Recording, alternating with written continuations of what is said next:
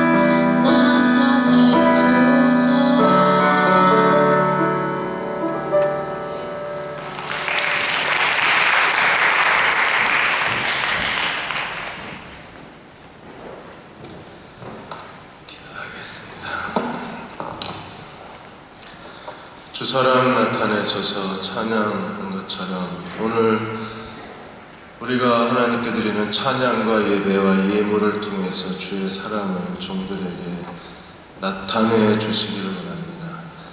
나 혼자 드리는 예배, 우리끼리 드리는 예배가 아니라 하나님의 임재가 함께 있는 예배이게 하시고 주의 사랑이 계시되는 예배, 하나님의 영광이 나타나는 예배, 하나님이 내게 말씀하시는 예배가 되도록 기름 부어 주옵소서. 우리의 찬양 위에 함께 하신 하나님, 우리가 하나님 앞에 거룩히 구별하여 드린 예물 위에 함께 하여 주셔서 오늘 예배를 통하여 하나님 내게 말씀하여 주옵소서, 지시하여 주옵소서, 깨닫게 하여 주옵소서, 생각나게 하여 주셔서 하나님께 더 가까이 나아가는 그리스도의 종들이 되게 도와주옵소서. 이번 주에 여름 캠프가 있습니다. 하나님 매년 되풀이되는 똑같은 스케줄이 아니라 우리 인생의 새로운 전환점이 되는, 그리고 우리의 평생에 가장 소중히 간직하게 될 여름 캠프가 되도록, 노동과 기도 수련회가 되도록, 여디디아의 수련회가 되도록 하나님 기름 부으시고 함께하여 주옵소서. 준비하는 모든 손길 기억하시고 더 많은 형제 자매가 함께 참여함으로 여디디아 공동체라는 것을 다시 확인하고 그 안에 하나님의 사랑이 나타나는 것을 경험하게 하여 주옵소서. 예수님의 이름으로 축복하고 기도하옵나이다. 아멘. 오신 거 환영합니다. 우리 옆에 계신 분, 뒤에 계신 분 같이 인사 나누겠습니다. 당신의 기쁨이 되고 싶습니다. 우리 인사 나누겠습니다.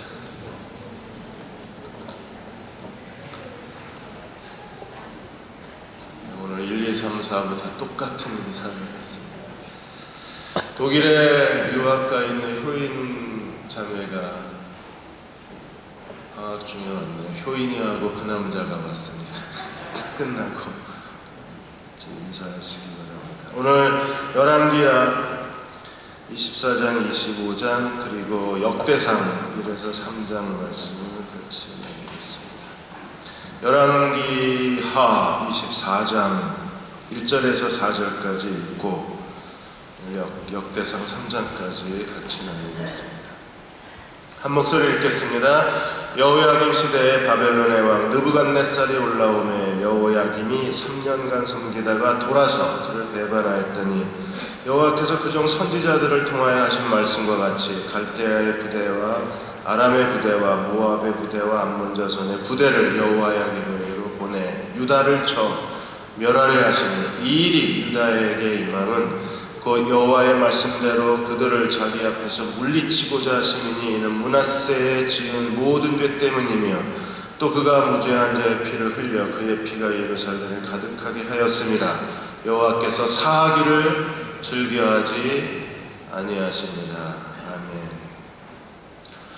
30년 전에 롯데 제과의 입사 원서를 내기 위해서 친구와 대화하던 한 신문 칼럼니스트가 그때 상황을 이렇게 썼습니다. 롯데가 뭐하는 회사야?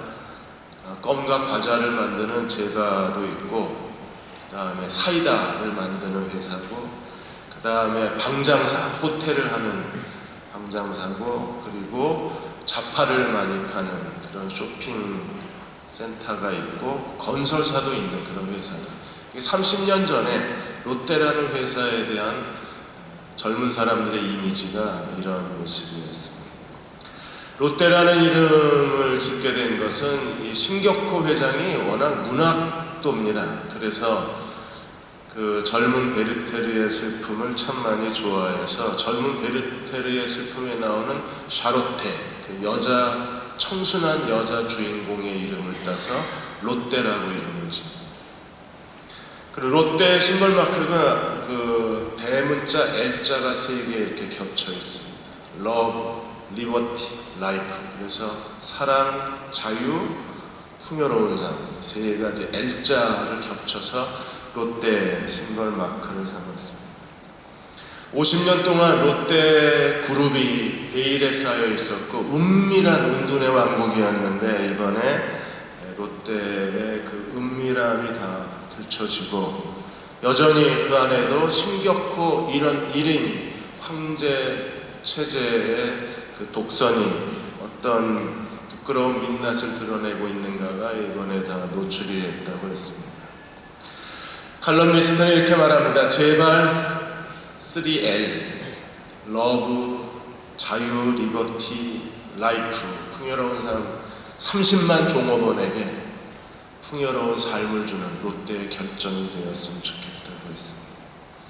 한국의 대기업이 지금 재벌닷컴의 보고에 의하면 50개 대기업 가운데 지금 18개가 이런 경영권 다툼에 쌓여 있습니다. 황제 경영의 뒷모습은 언제나 경영권 다툼 내지는 형제간의 재산 싸움으로 끝납니다. 열왕기하 24장 25장 드디어 북이스라엘 남유대 역사가 종말을 보합니다. 하나님이 계속해서 선지자를 보내셔서 우상 숭배가 계속되면 너희는 망할 것이라고 예언을 했는데도 불구하고 하나님의 구속사에 대한 역사의식, 그리고 하나님의 통치에 대한 하나님 나라의 개념, 그리고 하나님이 뭘 원하시는지에 대한 그런 인사이트가 없었어요. 북이스라엘은 20명의 왕 전부가 우상 숭배자였고 남유다는 몇 번의 종교 개혁을 일으켰지만 여전히 남유다도 비틀거리는 겁니다. 하나님 앞에서 어떻게 살아야 되는가에 대한 영적 자각이 없는 시대가 분열한국 시대. 그리고 오늘 이 시대도 여전히 똑같은 영적 자각의 결여가 오늘 현대 그리스도인의 자아상이라고 얘기를 합니다. 영국의 유니버시티 칼리지에서 재미있는 실험을 하나 했는데 어떤 사람은 길을 잘 찾고 어떤 사람은 길을 잘 못 찾습니다. 그래서 길을 찾는 능력이 사람마다 차이가 있어서 어떤 사람은 복잡한 길도 잘 외우고 잘 찾아가는데 어떤 사람은 단순한 길도 왜 못 찾고 헤매고 돌아다니는가. 뇌의 과학이 발달하면서 인간의 뇌에 대한 신비가 밝혀졌는데 그 중에 하나가 인간의 뇌가 어떤 특정한 신호를 감지하는 강도가 사람마다 다르다는 겁니다. 그래서 강도가 높은 사람은 인간 내비게이터가 돼서 그 사람은 뭐 원하는 곳을 어디든지 찾아가지만 신호가 약한 사람들은 내비를 켜놓고도 길을 못 찾는 사람들이에요. 신호 강도에 대한 포착 능력이 달려있다. 그래서 이걸 방향 감지 능력이라고 얘기해요. 방향 감지 능력이 떨어지는 사람은 눈앞에서 사람이 절벽에 떨어지는 걸 보고도 그 길을 가요. 분열한국 시대가 지금 계속 하나님을 떠나 우상 숭배하다가 멸망을 당하고 진노를 당하고 그리고 주변 국가들에게 그 고통스러운 압제 시대를 겪는 것을 눈앞에 보고도 똑같은 죄를 짓는 거예요. 이거 방향 감각 능력의 상실입니다. 저 사람이 왜 저렇게 사는지, 왜 적골이 됐는지, 왜 저런 수치를 당하는지, 왜 이렇게 저렇게 무능한지, 왜 저런 실패의 길을 걸어가는지 눈으로 보고 그 길을 똑같이 걸어가는. 우리가 이런 방향 감지 능력이 뛰어날 필요가 있습니다. 근본적인 것은 결국 하나님의 통치에 대한 개념이 없는 거예요. 하나님 나라에 대한 인식 부족이라고 말할 수 있습니다. 미션 퍼스펙티브스에서 베이직 킹덤 컨셉이라는 챕터에서 이런 얘기를 합니다. 하나님 나라가 뭐냐? 하나님 나라라고 했을 때 바실레이아, 말쿠스, 히브리어로 말쿠스, 헬라어로 바실레이아라고 그러는데 하나님의 나라라는 거 하나님의 통치하시는 영역, 하나님이 통치하시는 백성, 하나님이 통치하시는 지리적 한계, 그런 모든 것을 다 포함해서 영토를 포함해서 하나님 나라라고 했습니다. 그럼 하나님 나라에 대해서 우리는 어떻게 해야 하는가? 마가복음 10장 15절에 있는 것처럼 너희가 돌이켜 어린아이가 되지 아니하면 하나님 나라를 받을 수 없다고 했습니다. 어린아이는 뭐예요? 의존적인 거예요.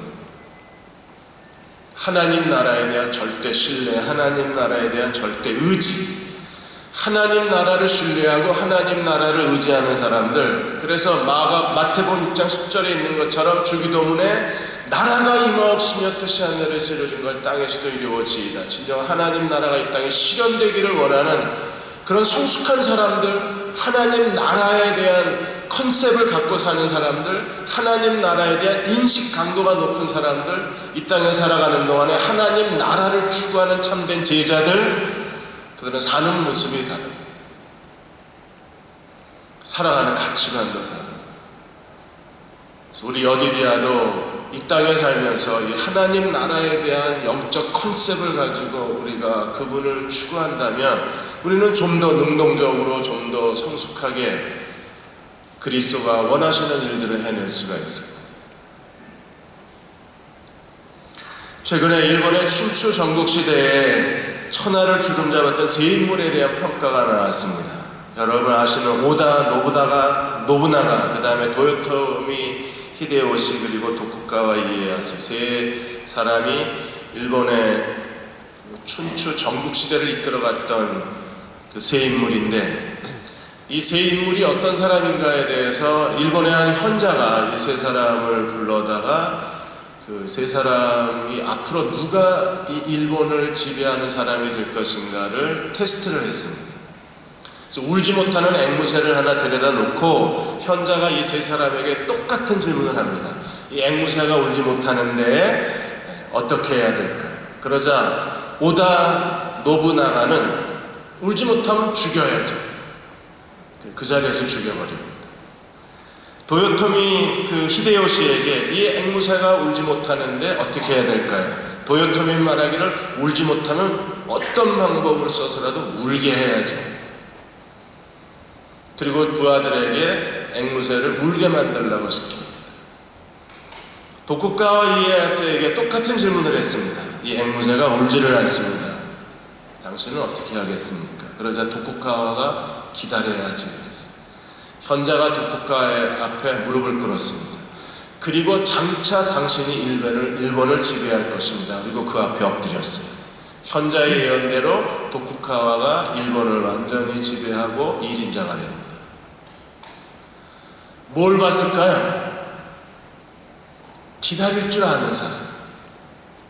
오다는 폭력적인 겁니다. 지 맘에 안 들면 다 죽이겠다는 거예요. 야만적입니다. 이런 사람은 지도자 될 가능성이 없습니다. 우리가 잘 아는 도요토미는요, 모든 수단 방법을 다해서 어떤 계교를 써서라도 자기가 원하는 걸 얻겠다는 이기적인 사람입니다. 야심가입니다. 협작꾼입니다. 사기꾼입니다. 이런 사람은 일시적으로 정권을 잡지만 오래가지 못한다는 거예요. 그런데 사람을 기다릴 줄 아는 사람은 이건 당해낼 수가 없다. 일본의 현자가 도쿠가와 이에야스에게 무릎을 꿇었을 때 그의 예언이 그대로 이루어진 겁니다. 기다린다는 것 무능하게 보일 수도 있습니다. 그런데 그리스도인에게 있어서 기다린다는 것, 하나님 나라가 그의 안에 있기 때문에 하나님의 뜻을 바라보고 하나님의 뜻이 이루어지는 그런 영적인 성숙으로 해석할 수도 있습니다. 기다릴 줄 안다는 게 한쪽에서 보면 하나님 나라가 없는 사람에게는 무능한 거잖아요. 하나님 나라를 알고 사는 사람에게는 하나님의 통치를 바라보는 거예요. 하나님 나라 컨셉이 강하고 하나님 나라에 대한 내면적 인식이 강하고 하나님 나라를 추구하는 사람들은 살아가는 태도가 그래서 다르다는 겁니다. 그에게는 누구도 근접할 수 없는 영적 무게가 있기 때문에 그래요. 하나님 나라는 성경에서 어떻게 오나요? 하나님 나라는 이미 왔고 그리고 지금 오고 있는 중입니다. 하나님 나라는 두 단계로 오는 거예요. 예수 그리스도의 초림과 예수 그리스도의 재림을 통해서 옵니다. 예수께서 이 땅에 오셔서 십자가에 죽으시고 부활하심으로 말미암아 사단의 모든 권세, 죽음의 권세, 죄의 권세를 깨뜨리시고 그리스도께서 십자가로 승리하시고 누구든지 그리스도를 믿는 사람들에게는 이 하나님의 위대한 승리를 우리에게 선물로 주십니다. 우리는 더 이상 죄의 종로로 탈 필요가 없습니다. 죽음의 권세에 매여서 우리는 부끄럽게 살 이유가 없습니다. 그리고 사탄에게 매여서 우리는 인간 이하의 비열한 삶을 이끌어갈 이유가 없어요. 완전한 해방과 승리를 우리에게 주셨기 때문에 그리스도를 믿는 사람들은 이 모든 마귀의 권세, 죽음의 권세, 죄의 권세를 깨뜨리고 진정한 자아를 실현해 갈 수 있는 사람들. 그럼 예수 그리스도의 승리를 믿고 하나님 나라를 맛본 사람들은 어떻게 사는가? 클로이드 맥클랑이 말한 것처럼 사도적 열정에 사로잡힌 사람이 하나님 나라 컨셉을 가진 사람이라고 그랬어요. 열정이란 패션, 빠싸레, 그것은요 모든 걸 다 불태우는 겁니다. 자기 자신의 전부를 다 쏟아붓는 겁니다. 빠싸레라는 것은 자기가 세운 어떤 가치와 목적을 위해서 기꺼이 고통을 감당한다는 거예요.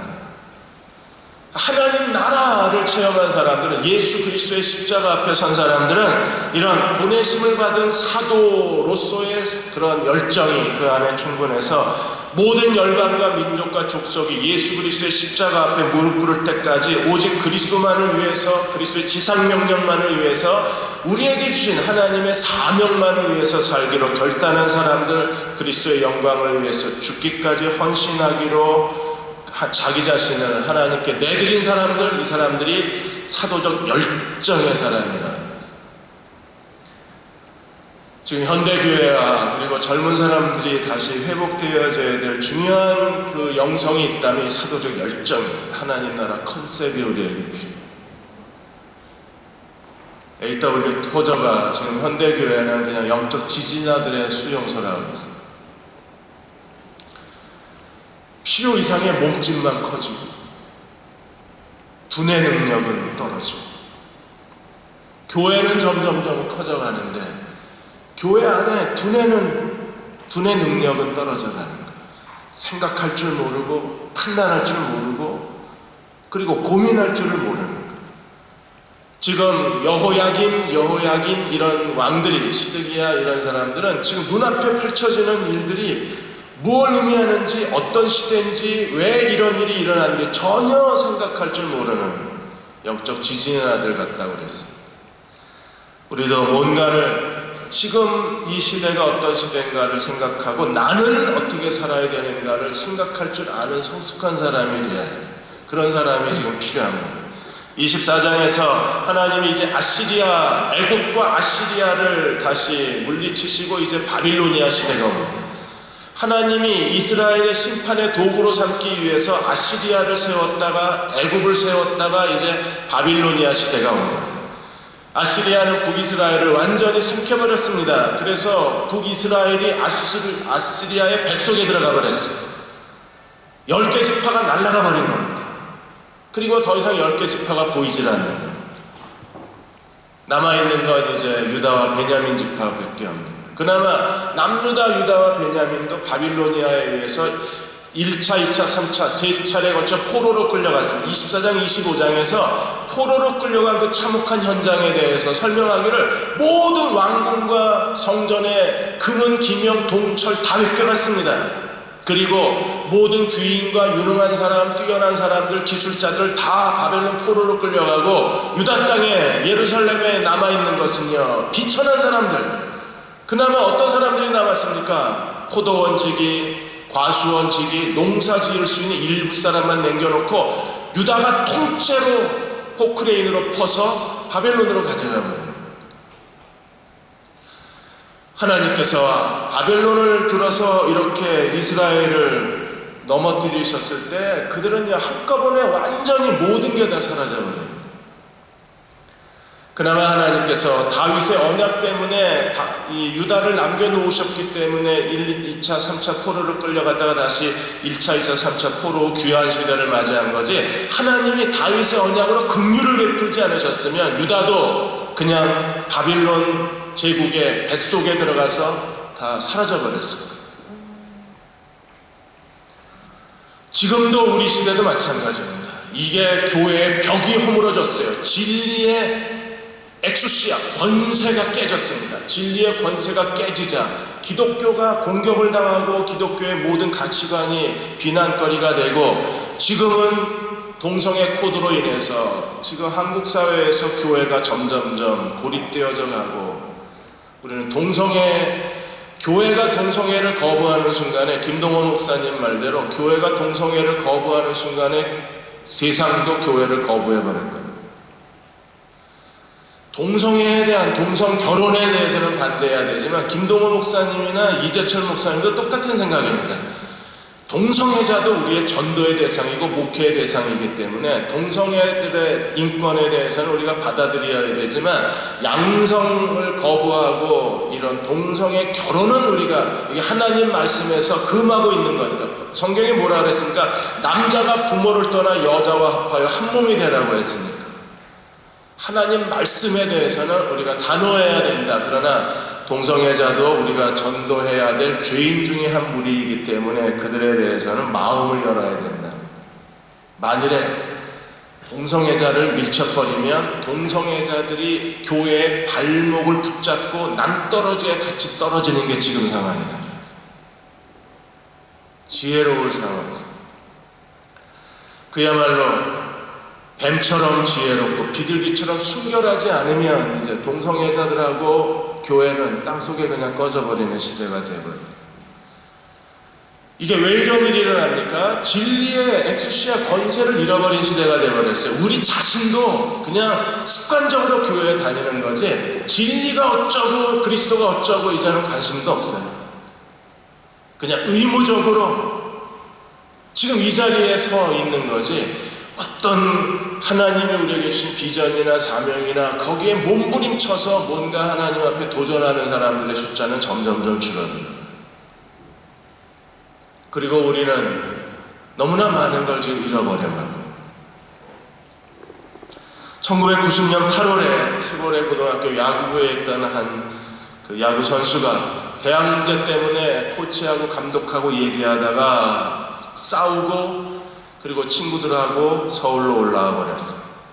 돈 없이 올라왔기 때문에 자장면 한 그릇을 사가지고 서너 명이 같이 나누어 먹고 그래도 배가 고프니까 남산에 올라가서 아침에 기다렸다가 거기 유치원 아이들이 소풍을 오면 그 유치원 아이들이 도시락 까먹을 때 김밥 까먹을 때 옆에 가서 선생님 허락받고 그리고 김밥 얻어먹고 있던 사람들이 있었어요. 며칠 동안 그렇게 남산을 서성거리다가 친구 아버지가 이 야구 선수를 만나서 이런 얘기를 했습니다. 널 만나러 서울까지 왔다. 내가 널 왜 만나러 온 줄 아느냐? 나한테 야구 다시 돌아가서 야구하라는 얘기하지 마십시오. 저는 이제 야구 끊었습니다. 절대로 야구하지 않습니다. 그래 그러면 네가 결정할 일이다. 그런데 한 가지만 얘기하자. 네가 지금 젊은 혈기 때문에 네가 젊다는 혈기가 지금 옳다고 생각이 들 거다. 옳을 수도 있다. 옳은지도 모른다. 그런데 내가 지금까지 살아왔을 때 이 젊음의 혈기, 젊음의 반항심 때문에 나는 인생에 너무나 소중한 걸 잃어버렸고 지금도 그걸 내가 그 삶의 손해를 극복하지 못하고 있기 때문에 너만큼은 내 길을 걷지 않았으면 좋겠다. 내가 진심으로 이 말을 해주러 오늘 너를 찾아온 거야. 너를 함부로 다루지 마라. 그리고 화가 난다고 지금까지 했던 걸 뒤집어 엎지 마라. 혈기는 결국 네 인생을 망칠 뿐이지 혈기가 네 인생에 도움이 되는 건 아니다. 네가 잘 생각했으면 좋겠다. 그리고 친구 아버지가 떠나셨어. 그날 고민하다가 이 친구가 그 다음날 아침 기차로 고향으로 돌아가서 코치 앞에 무릎을 꿇었습니다. 다시 야구하겠다. 그 선수가 박찬호 선수입니다. 그날이 없었으면 우리는 코리안 특급 박찬호를 못 만났을 거예요. 한순간에 날려버렸을 거예요. 한순간에 날아갑니다. 북이스라엘처럼 남유다처럼 하나님께 충성하지 못하고 우상 숭배로 인해서 여기저기 인간적 쾌락, 세상적 쾌락에 키득거리고 시간 낭비하고 여기저기 방황하고 돌아다니다가 한순간에 날아갑니다. 지금 그 마지막 부끄러운 장면이 24장, 25장에 기록되어 있습니다. 시드기야는 얼마나 비참한 사람입니까? 25장에 시드기야는 정신을 못 차리는 겁니다. 바벨론에 의해서 이미 1차 포로로 끌려갔으면 정신 차리고 바벨론에 조경을 바치라 그랬어요. 철저하게 선지자 이사야가 예레미야와 함께 이 유다 왕들한테 하나님이 바벨론을 통해서 너희를 징계하시는 거니까 바벨론에 복종하라고 하나님께서 말씀하셨는데 선지자 말을 거역해. 그리고 다시 바벨론을 배신합니다. 그러다가 예루살렘이 함락당하고 완전히 예루살렘이 다 부셔져 버리고 모든 게 다 벗겨져 버리고, 그리고 시드기야는 자기 아들들이 자기 눈앞에서 처형당하는 걸 봐야 두 눈을 뽑히고 쇠사슬에 묶여서 바벨론의 포로로 끌려가는 비참한 상황이 됩니다. 눈으로 보고도 여전히 그 길을 걸어가는, 영적 자각이 크게 떨어져서. 그럼 영적 자각이 왜 떨어지는가? 그럼 왜 이 여호야김, 여호야킨, 그리고 시드기야 이런 사람들이 왜 똑같은 일을 반복을 해요? 그런 이유가 어디 있습니까? 스카펙이, 심리학자, 정신의학자 스카펙이 거짓의 사람들이라는 책을 썼는데, 우리 여디디아 형제들이 이 책은 좀 읽어봤으면 좋겠습니다. 이 거짓의 사람들에서 나르시즘에 대해서 얘기해요. 나르시즘이 뭡니까? 물에 비친 자기의 아름다운 모습에 자기가 빠져드는 게 나르시즘이잖아요. 그런데 여기서 말하는 그 스카펙이 말하는 나르시즘은 자기의 아름다운 모습을 보고 자기가 스스로 빠져드는 게 아니라, 여기서 말하는 나르시즘은 자기는 아무 문제도 없는 사람이라는 교만이라고 했어요. 자기 자신에 대해서는 자기는 완벽하고 다 잘하고 문제가 없는 사람이라고 생각하는 거예요. 이게 제일 중요한 원인입니다. 여호야김도 자기 문제가 없어. 시드기야도 난 아무 문제가 없어. 지금 우리 주변에 있는 사람도 나는 괜찮아, 나는 문제가 없어. 이게 나르시즘이에요. 이건 정말 무섭습니다. 지금 이 설교를 들으면서도 나르시즘이에요. 나는 문제가 없어. 그건 너 문제지. 너만 조심하면 돼. 나는 I'm okay. 나는 괜찮아. 일단 나르시즘에 덫에 걸려들면 쉽게 빠져나오기 어렵다. 이거는 은밀한 교만이라고 불리는 거예요. 사람이 나는 괜찮아, 나는 문제가 없어. 은밀한 교만이라고. 사단이 노골적으로 교만하게 만드는 것은 서툰 죄의식이라고 했어요. 정말 성숙한 죄의식은요, 은밀한 교만에 빠지게 만드는 겁니다. 나는 아무 문제가 없는데 네가 문제야, 이렇게 말하는 사람들은 이미 은밀한 교만에 빠져든 사람이에요. 왜 그 앞에 거기 들어가면 다 죽는데 왜 거기를 멀쩡하게 왜 들어가나? 그게 나르시즘 때문에 그래요. 자기 문제를 보지 못하는, 자기는 괜찮다고, 그러니까 계속 글로 들어가서 불타 죽는 현상이 지금 열왕기야 마지막 얼굴이죠. 역대상 1장에서 3장까지는 역대상은 빠뜨린 기록들, 그리고 1장부터 우리가 기가 콱콱 막힙니다. 이거 뭐야, 이름, 이 낯선 이름, 이해도 안 되는 이름, 이 이름을 내가 왜 읽어야 돼? 라는 생각이 들어요. 그런데 역대상하 역대기 기자는요, 정말 탁월한 사람입니다. 이 사람은 구약의 모든 자료들을 다 꺼내다가 구약의 계보를 완성을 하는 거예요. 왜 계보를 완성합니까? 족보를 완성해 주므로 바벨론 70년으로 유다 역사가 끊어졌어요. 우리는 일제 36년 역사에 글도 잃어버리고 얼도 잃어버리고 문화도 다 말살을 당했습니다. 바벨론 70년 역사 가운데 하나님의 언약의 백성의 그 핏줄이 끊어져 버리고, 언약의 백성의 계보가 멈춰버리고, 언약의 백성으로서의 역사성을 잃어버리고, 그러자 역대기 기자가 하는 일이 뭐예요? 지금 다시 계보를 완성해 주므로 과거의 역사를 다시 재조명해서 이스라엘의 미래의 역사를 만들겠다는 게 역대기의 의도예요. 그래서 모든 자료를 다 꺼내서 완벽한 성경 어디에도 없는 계보를 작성해내는 거예요. 그가 얼마나 오랜 시간 동안 밤잠을 잊고 식음을 전폐하고 그 모든 자료를 정리했을까라고 하는 역대기 기자의 그 헌신, 그 열정, 그 간절함이 역대기 상을 탁 펼치는 순간에 우리에게 그대로 흘러넘어들어요. 저는 이번에 복 있는 사람을 만들다가 역대기를 계속 읽다가 몇 번인가 중단해 했었습니다. 와, 이 방대한 자료를 사무엘상하 열왕기상에도 없는, 거기서 계속 충돌을 일으키면서 전혀 새로운 역사의 자료를 꺼내놓고 해명도 안 해, 설명도 안 해, 네가 알아서 이해하라는 겁니다. 그렇게 역대상의 계보를 끌고 가면서 아담으로부터 시작해서 다윗에게 초점을 맞추고 역대상 내내 다윗이 하나님의 성전을 짓기 위해서 어떻게 하나님께 헌신했는가를 초점을 맞추면서 지금 무너져버린 땅, 다 황폐해버린 땅, 불타버린 땅, 텅 빈 찌꺼기만 남은 폐허가 된 예루살렘에 혼자 서 있는 유대인들을 향해서 과거에 하나님이 어떻게 다윗을 통해서 예루살렘 성전을 지으셨는가를 생각하고 너희가 여기에 무너진 예루살렘 성전을 지음으로 다윗 왕조를 계승하라고 그들을 권면하고 그들을 격려하고 그들에게 용기를 주고 있는 게 역대상하예요. 역사를 던져놓죠. 그래서 다시 역사를 일으키게 하는 게 역대기의 의도입니다. 정말 놀라운 사람입니다. 탁월한 사람입니다. 이스라엘 백성들이 다시 언약의 백성의 정체성을 찾고 다윗 언약을 계승하기 위해서 뭘 해야 되는가를 알고 역사를 던지는 거예요.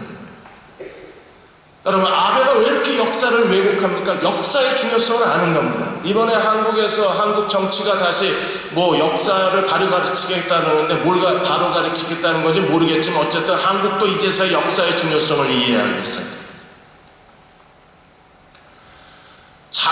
자기 민족이 걸어온 민족사, 민족이 걸어온 역사에 대해서 제대로 이해하지 못하는 사람들은 그냥 이 사람은 그냥 자기 혼자서 살아가는 사람이지 이 사람이 어떤 역사에 어떤 커다란 일을 남길 수 있는 그런 뛰어난 사람은 되지 못하는 거예요. 그릇이 작아요.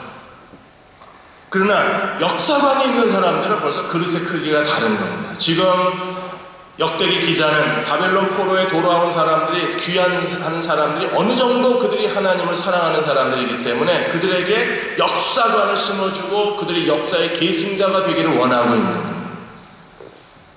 우리가 하나님 말씀을 공부하는 이유도 결국에는 하나님 나라의 역사관입니다. 그리고 그 역사관을 계승할 때 우리는 새로운 도전을 하나님께 할 수 있지 않을까. 1장에서 아담으로부터 시작해서 노아까지 10대 계보가 이루어지고 그 다음에 노아의 세 아들 셈, 함, 야벳에서 셈에게서 아브라함까지 다시 10대 계보가 이어집니다. 그리고 2장에서 8장까지는 아브라함, 이삭, 야곱의 12아들을 통해서 12아들의 계보가 이어지는데 거꾸로 돌아갑니다.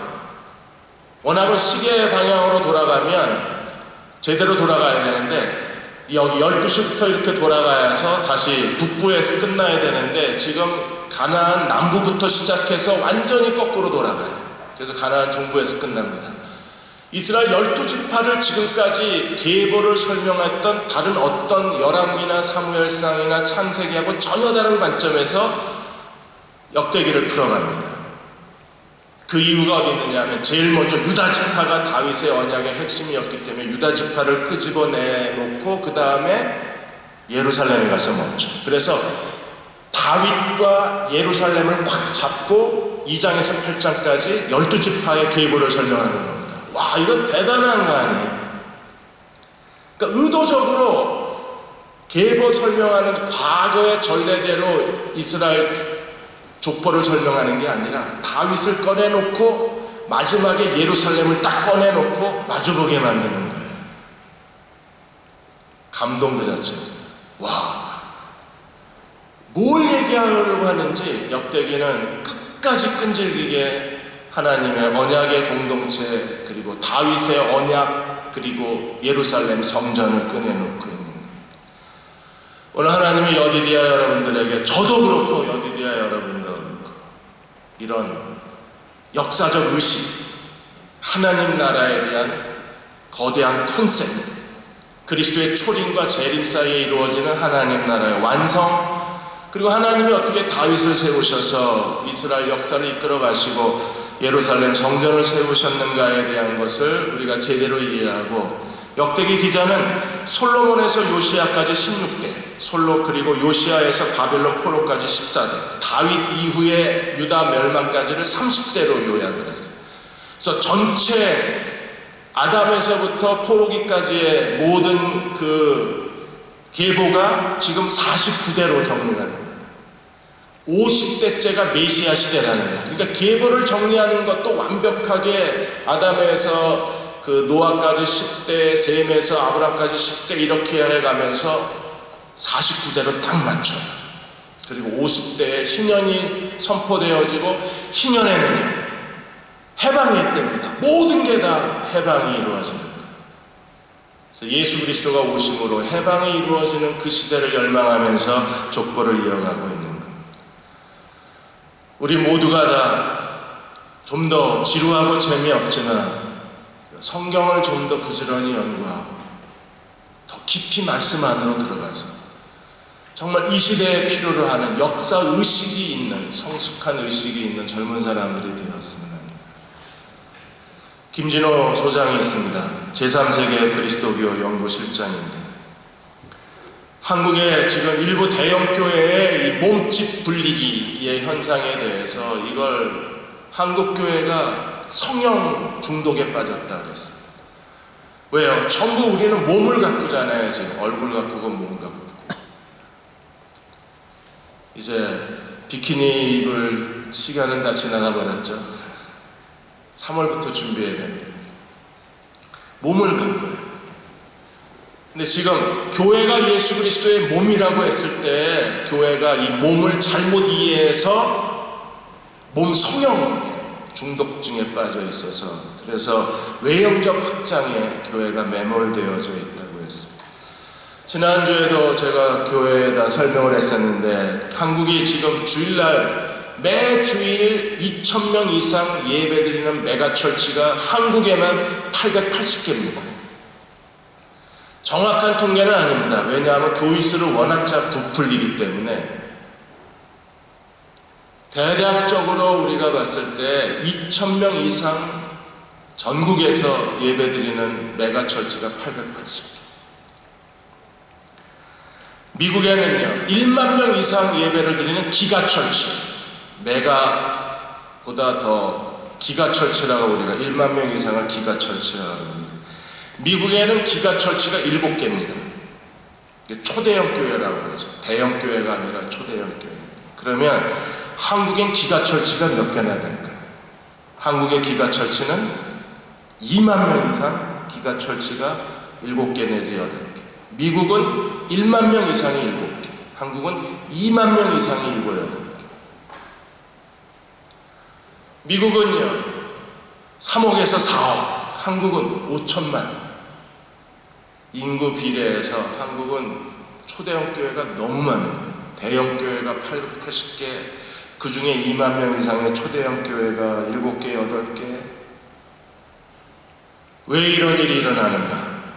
이걸 우리가 기뻐해야 되는가? 그래서 김진호 소장은 이 문제에 대해서 젊은 사람들이 서로 모여 앉아서 솔직하게 이렇게 가도 되는가에 대해서 역사적 자성이 필요한 시대다 그랬어요. 역사적 자성의 시대. 이런 초대형 교회가 가능한 이유 중에 하나가 김진호 실장 얘기입니다. 김진호 실장이 한국이 대형 교회가 점점 확산되어지는 중요한 시점에 한국 예배당 구조가 바뀌었다 그랬어요. 어떻게 바뀝니까? 우리처럼 타원형 내지는 반원형. 이 타원형 반원형은요 그야말로 설교 중심의 예배당 구조입니다. 대학 강의실처럼 모든 성도가 다 설교자에게 주목하게 되고 설교자에게 주목하는 예배당 구조는 어쩔 수 없이 담임 목사 1인 카리스마 제도를 가져와서 거기에 황제 경영이 가능해지는 예배당 구조가 한국교회를 이렇게 대형교회, 초대형 교회로 성장시키는 계기가 됐지만 결국 한국교회는 1인 그 독재 형태의 예배당 구조가 한국교회를 무너뜨리는 결과를 가져와서 지금 무너지기 시작하고 있다.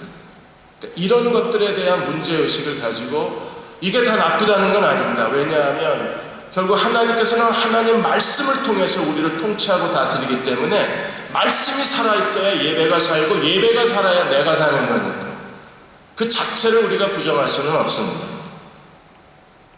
그런데 그 현실이 왜곡이 돼서 단순히 담임 목사의 카리스마를 만들어내는 그 도구로 말씀 중심의 강단 구조가 담임 목사의 카리스마를 만들어내는 구조로 변형이 됐다면 이건 우리가 비판을 해야죠.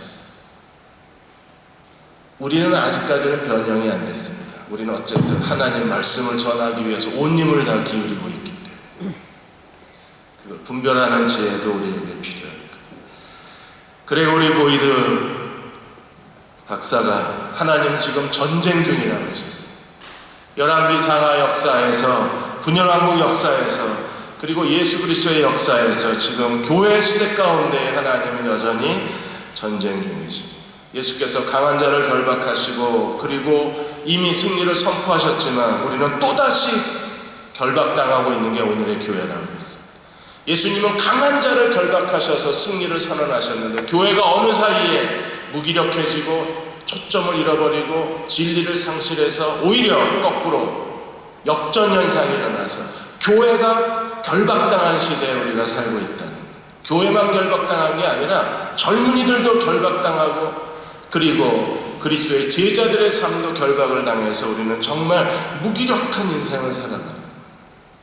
그 현상이 지금 유럽에 덮친 현상입니다. 여러분, 유럽은요 지금 며칠 전에 영국에 대한 기사가 하나 떴습니다. 영국에 지금 어떤 일이 일어나고 있느냐 하면 영국의 순수 백인 혈통의 영국인들이 떠나고 그 자리를 무슬림 이민자들이 채우고 있는 거예요. 통계청에 의하면 2010년에 33만 6천 명의 백인이 떠났습니다. 영국에서 태어나서 영국에서 자라고 순수 영국인입니다. 그런 사람이 33만 6천 명이 영국을 떠났습니다. 그 자리에 무슬림들이 그 자리를 채워했는데 무슬림들이 2010년에만 57만 5천 명이 33만 6천 명이 떠났는데 그 자리를 57만 5천 명의 무슬림들이 채웁니다. 영국의 버밍햄 같은 경우에 버밍햄은 1990년대 백인 비율이 77%였습니다. 2006년에 65% 떨어졌습니다. 앞으로 10년 뒤에 2025년이 되면 백인이 소수 민족이 되고 그 버밍햄은 무슬림의 도시가 됩니다. 교회가 결박을 당합니다. 교회가 결박을 당했다는 건 백인이 결박을 당합니다. 그리고 무슬림의 도시화 되어져 갑니다. 영국은 지금 무슬림의 유권자 비율이 가파르게 상승해서 올해 무슬림의 유권자 비율이 18%입니다.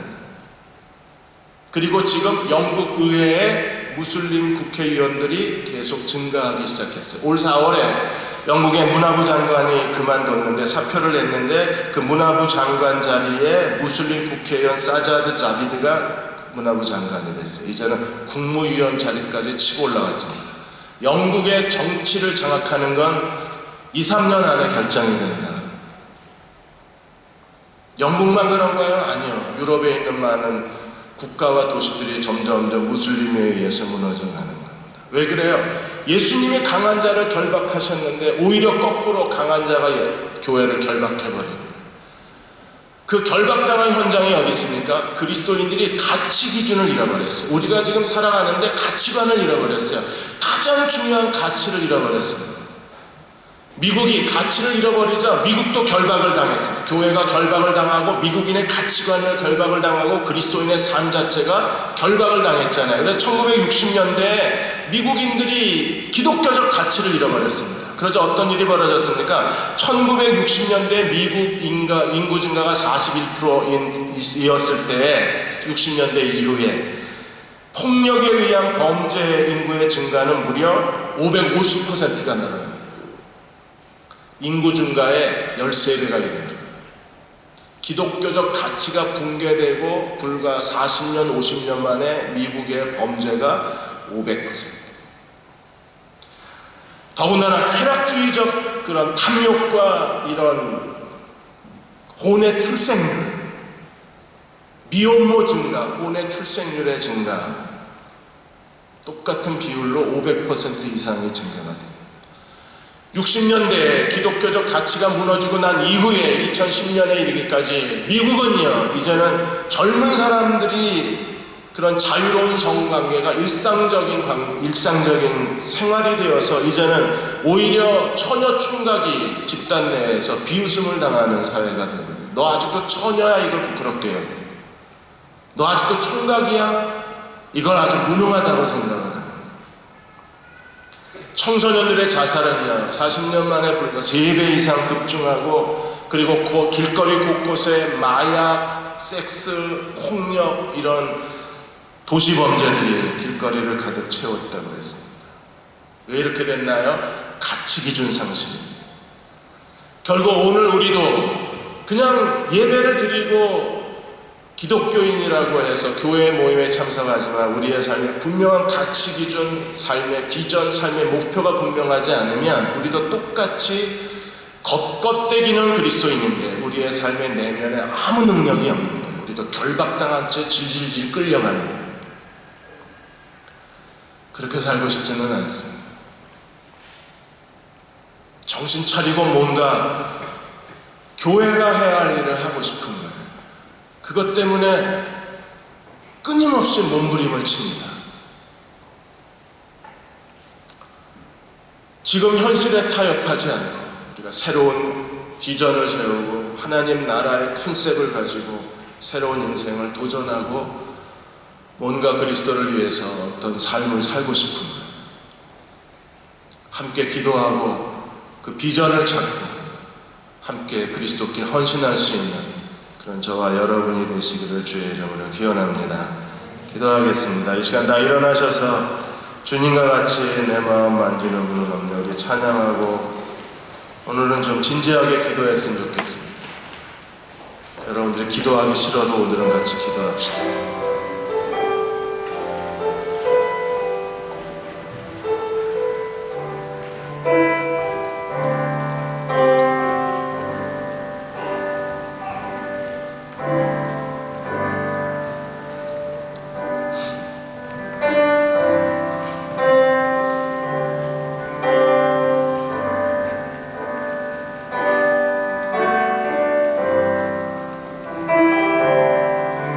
가사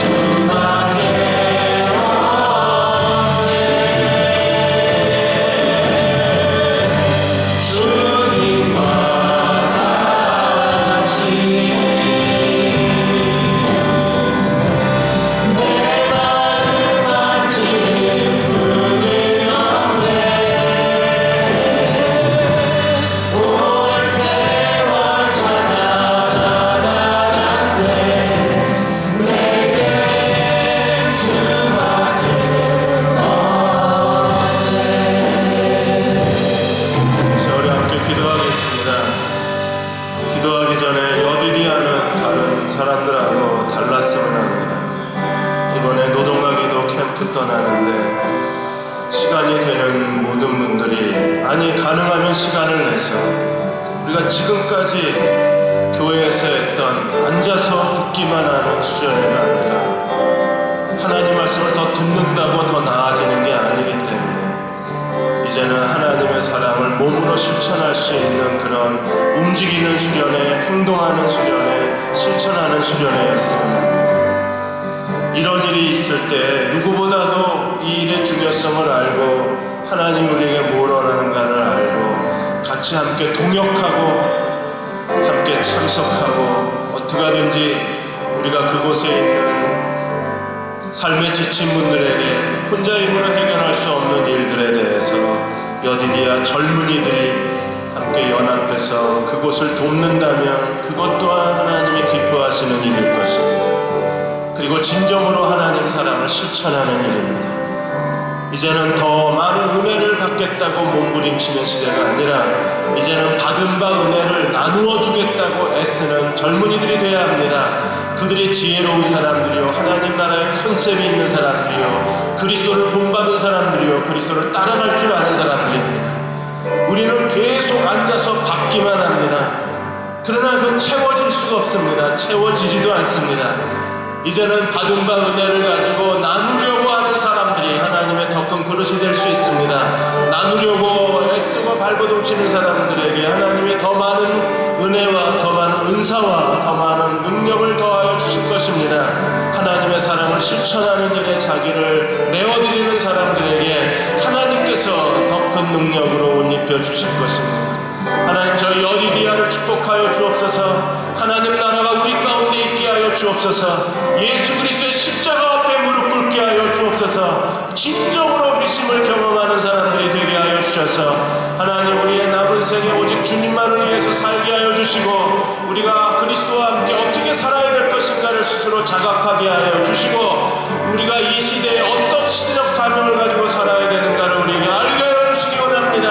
하나님 우리 마음의 눈을 열어서 생각할 줄 아는 주님의 젊은이가 되게 하여 주옵소서. 어떻게 살아야 되는가를 우리에게 가르쳐 주옵소서. 우리가 순종하겠습니다. 순종하고 주님을 따라가겠습니다. 우리 하나님 이 시간 1, 2분간 하나님 우리에게 가르쳐 주옵소서. 하늘 문을 여시고 계시하여 주옵소서. 그리스도의 십자가 앞에 무릎 꿇게 하여 주옵소서. 우리가 어떻게 살아야 할지를 알게 하여 주옵소서. 우리 간절히 함께 통성을 같이 기도하겠습니다. 아버지 하나님 우리에게 가르쳐 주시기 원합니다. 깨닫게 하여 주시기 원합니다. 하나님 무엇을 해야 할지를 생각하게 하여 주옵소서.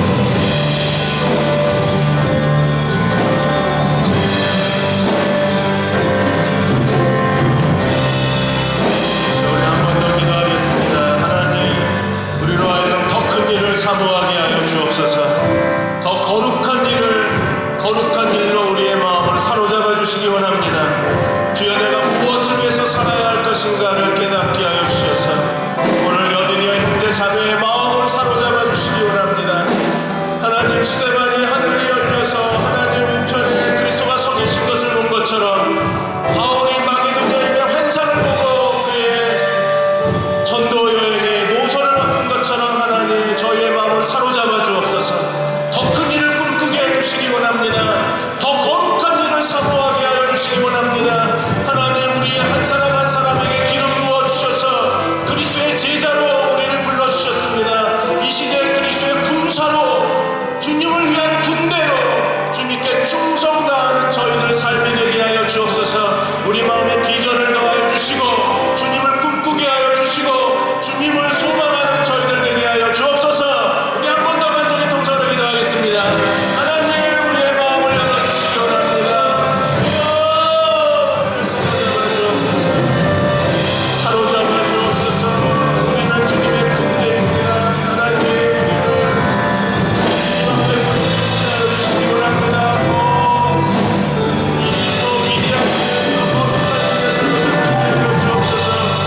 우리의 시간을 낭비하지 않기 원합니다.